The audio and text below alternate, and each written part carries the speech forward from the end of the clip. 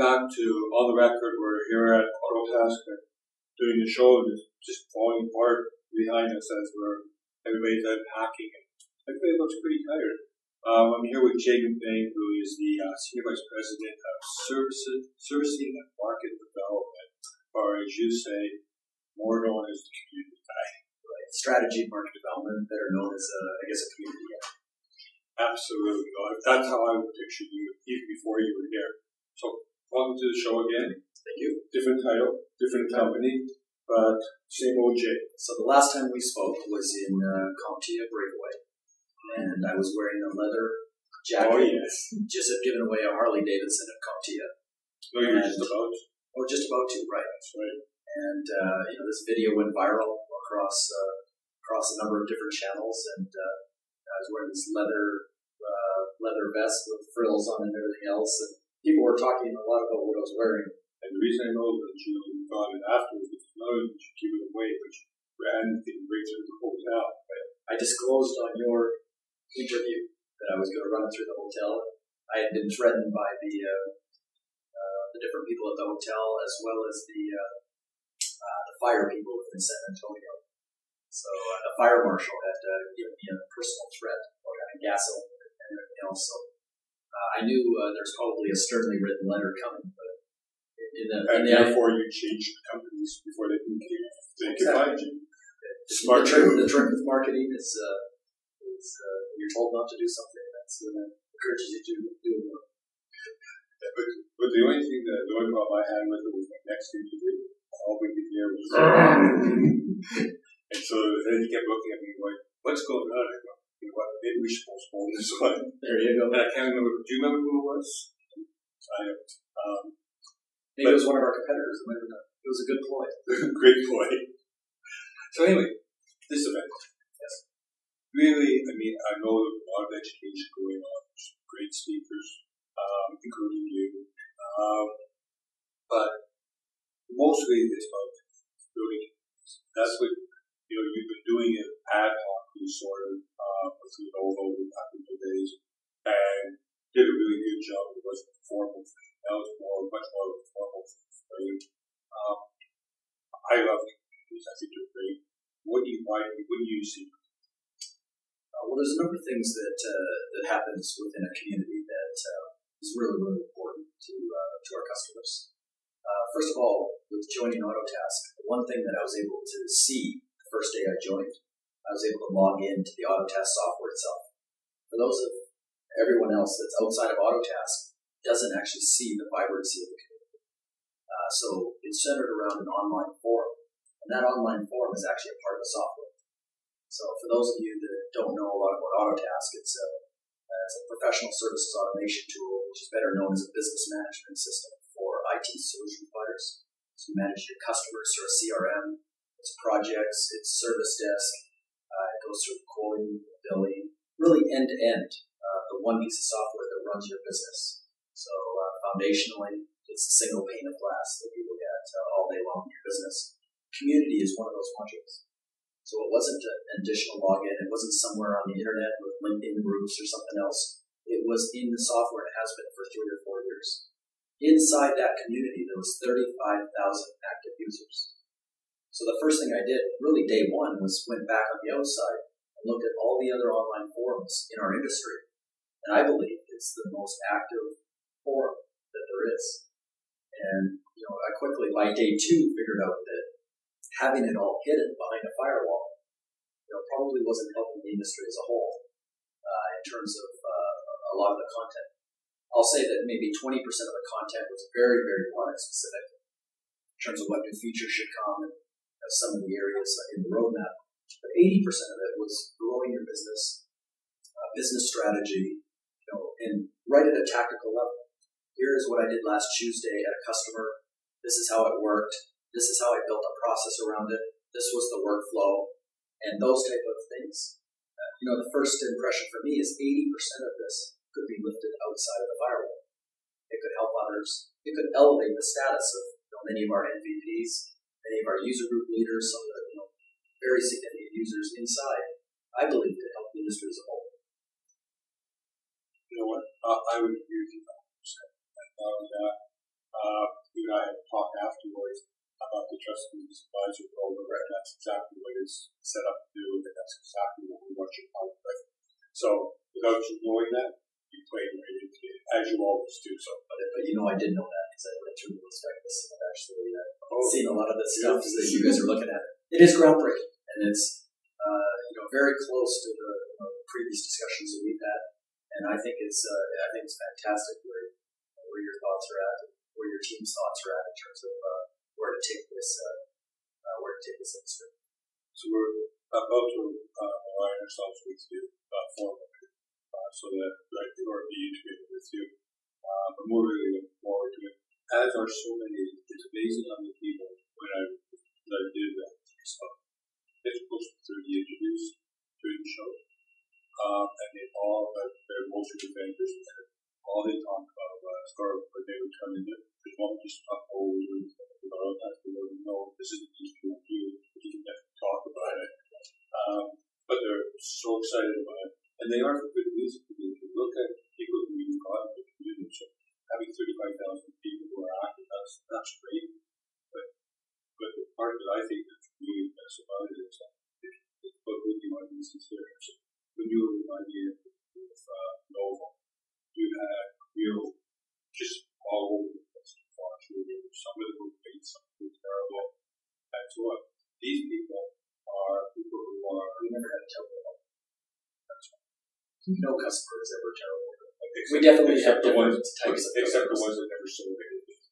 Okay. But they're all over the place. People, for the most part, that I'm seeing out of the Autotask community, people who were, correct me if I'm wrong, people who initially were the ones who started being government service providers, that they understood it to be thought leadership, when they did it, they struggled along, but they got through it, they understood where they're going, because it wasn't as good as it is now, obviously. They then are now becoming the ones who are being in the you're talking not only a community of a lot of people, but it's the people who really determine where this issue is going. Well, they will define how the cloud is brokered into customers in a couple of years. They are the ones that are going to move how it's aggregated years after that. And 10 years down the road, and it will take 10 years, they will be the ones that will be very important in terms of how the cloud is monetized, how other VARs, solution providers, IT solution providers, and managed service providers will make money in a cloud world, which is a lot of the buzz around our event. And Autotask, as people know, grew up in the cloud. 10 years ago, it was a hosted software as a service platform. Today, better known as cloud. It's just a different name. Sexier. But what's interesting is the industry is looking at us. It was never an on-premise tool that is shifting over. It grew up in the cloud. And many of the cloud vendors that showed up here at Community Live are looking to Autotask for leadership. Because if you're going to run your business, we had over 700 people here that run their entire business end-to-end in the cloud. So that's a pretty good demographic for people that are pretty passionate. They talk to over 1 million end users around the cloud. And if they run their own business, they're almost a built-in salesperson for the power. And they trust their data and they trust their business. And if the vendors who I was talking to over and over again, looking back to me, and they're saying, like, that's it, like, the audience, and it's a difficult question I have to ask, because that's my job. And the answer over and over again was they understood it. They understand where the value is. They understand the value to them. They understand the value to their end user customers. And so it's great with either they say, okay, we're not into that yet, or you can do it soon, or yeah, this is right for me, but they don't sit there and say, okay, we've just spent 2 hours talking to you, and now maybe we'll follow up with a phone call, whatever it is. But the people who are there that know how to make decisions. The other part about it is how did you charge it? It changes the whole dynamic. Now they're not coming here for a coffee, right?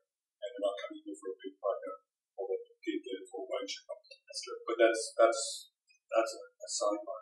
And I think that's, you opened up with saying how tired people are. And, I must have heard from 100 different people who commented their brain was full. And there was a pre-day on Sunday, so it was really 3 full days of action-packed. And we get the comments all the time of people taking notes. All of a sudden, they filled out the book that we gave them. And the hardest thing is breaking that down into the 2 or 3 things you can implement next week.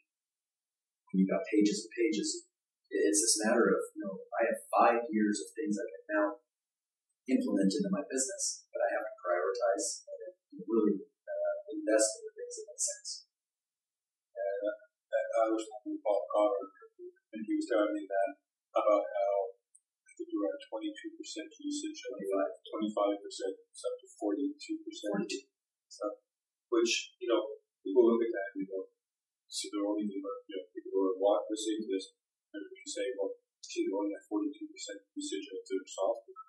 Well, I'm guessing that Microsoft is probably at 10%. And probably we're always at 10%. Yeah, we're very proud of 42. When you look at other applications of its size and scope, again, it's Mark Catini in his keynote talked about 12 modules built into Autotask. And many of the 12 modules are now multi-billion-dollar industries. So in the CRM industry, there's over 1,000 competitors. Salesforce being the most popular, but over 1,000 choices in the CRM market. That's built in Autotask. You move over in the project. People know the major project tools from Microsoft and from others that compete in that market. And one by one, as you go through these modules, all of them sit in billion-dollar industries. We have it all built into one tool, serviced and delivered through the cloud. It is. They called it ambitious, and that was probably the right word. We talked about it, going back to we talked about the fact that you brought all together the thought leadership and the events, the teaching, the learning, and so on. What about the social education? How important is that? It's something that I know we've talked about in the past as well. And I've probably spent a lot of time in research and development. I took the annual academically of understanding socialization. And when we spoke last year, I spoke about a number of communities that have an impact on people. Since then, though, most of my effort has been around how people absorb information. The level of information is almost doubled every year. The second thing that's happening, and one of the drivers of the cloud, when I mentioned there's 1,000 players in CRM, but there's now over 300 if you're in healthcare, electronic health record companies. Every single part of the technology stack could have over 1,000 competitors within 10 years. And if you want to do the multiplication, you could be dealing in a day where you have tens of thousands of possible vendors. And so when you get to that permutations and the combinations of that, it is very, very wide. There's a very low cost of entry, low barrier to entry in no cloud. You and I can start a company by Monday morning and have something out there in version of beta or alpha version 1 in the CRM industry. So with that, we're not building a hardware product, we're not building a shelfware software product that needs a distribution model. There's almost a zero barrier to entry. And so in this new world, what's happened is, I think the channel becomes much more important in terms of the face to their clients. But how that happens, and really the behavioral research, is communities have trickled to the top. So in the last 10 years, when they ask customers how they make a decision, whether on a channel partner to work with, or a project, or a product to buy, the answer, number 1 is communities, number 2 is peer networks, associations, affiliations. Those are the top 5. It's all around working together because you need a social filter. And this is a consumer thing that's now moved into the business world. Bob Guthart talked about it in terms of business social. We, as consumers now, look to social media tools, to take the universe of information and filter it down to a level that we can contain. In other words, if it's endorsed by our friends, we may read an article on ChannelLine. And that almost becomes more important than than somebody going to the website and reading from cover to cover. So that social layer is important. The social layer itself, we've broken down into almost 30 now vehicles and 30 communication ways that people can get filtered. And so the difficulty is from Twitter, from almost 140 characters to a multi-view event that we're sitting at here, and everything in between. There's webinars and podcasts and everything in between. And there's different preference by channel partners and by customers in terms of how they choose to get information. The difficulty is when you multiply those 30 by the 30 communities, they're now into 900 to 1,000 conversations per night. And that's the difficulty in terms of the channel partners working with this exponential growth in members and the difficulty around managing things for clients. Yeah, I think from my end, watching it, from what and also like you, I study communities a lot.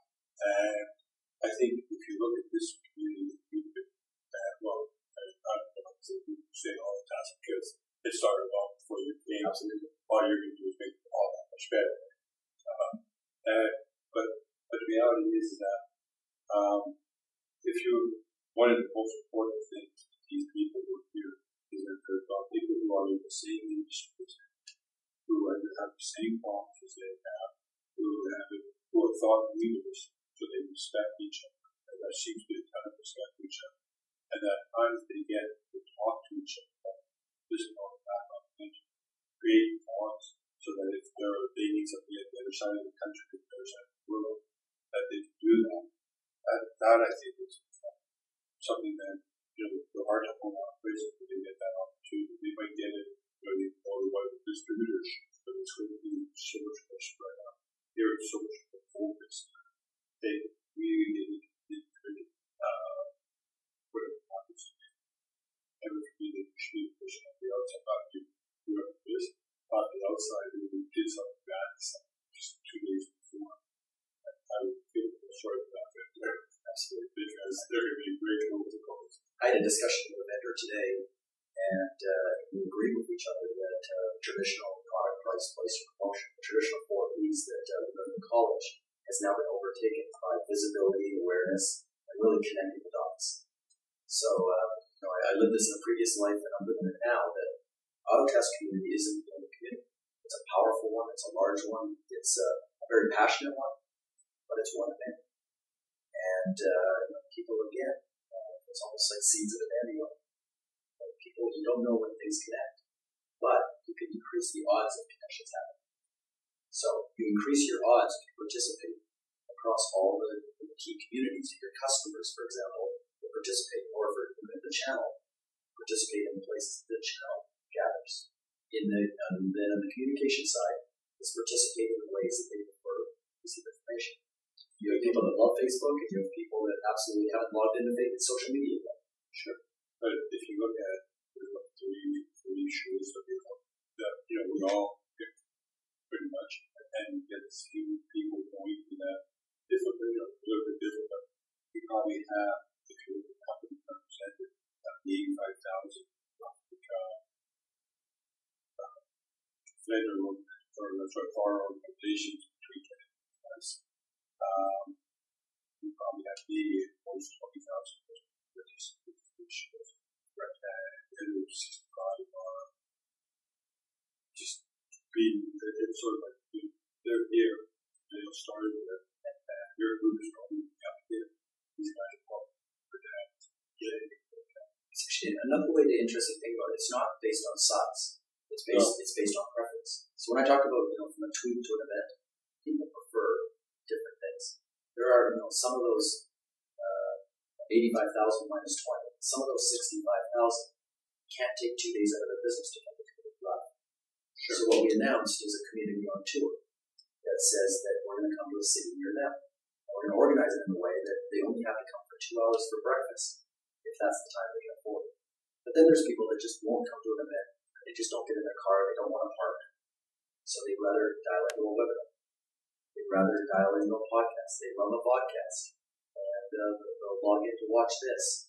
And it's all the different vehicles that show how people want to work. And when you effectively do the 30 by 30, I think you start to approach the 85,000. And not only that, again, back to the dandelion seeds, I think it's 7 times before something clicks. And that whole thing that, that you learned in marketing. But today it's not just 7 times, it's 7 times 7 different ways. One time might be a show, one time might be a tweet, one time might be an interview, you don't know where it happens. And that's the concept of dandelion, is that the seeds go, and you don't know, which ones plant and which ones don't. But what you do know is you're guaranteed a yellow yard a month later.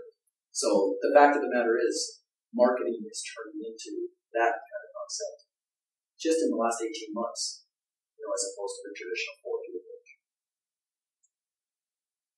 I think that's good. Jay, always a pleasure. I think Autotask did pretty lucky to get you on board.